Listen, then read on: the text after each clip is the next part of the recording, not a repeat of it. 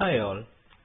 Today let us learn about the presidential form of government. We have already learned about the parliamentary system of government. So now let's go into the details of presidential form of government. In presidential form of government, the executive is independent of the legislature, and executive is not responsible to the legislature. But in parliamentary system, executive was responsible to the legislature, but here executive is not responsible to the legislature.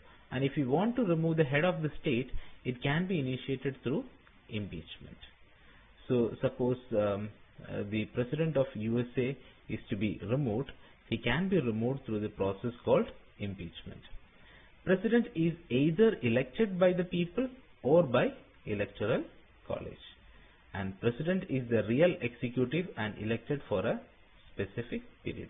So he is not a nominal executive, he is a real executive and he is elected for a specific period. So the tenure is very important for the president. So one of the best example for presidential form of government is USA. So USA is the best example for presidential form of government. So now let us discuss some of the important features of presidential form of government. The head of the state is the real executive. Like we mentioned, the president of USA is the head of the state and he is the real executive.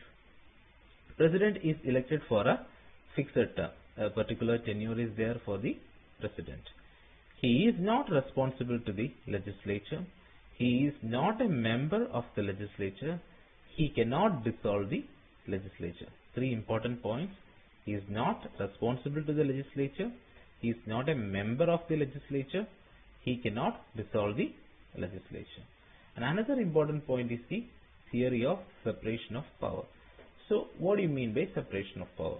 That means the governmental functions can be divided into three: legislature, executive and judiciary. So what is legislature? So legislature takes care of the lawmaking process. Executive takes care of the law implementation process, and judiciary takes care of the adjudication of law. So law making process, law implementation process and adjudication of law.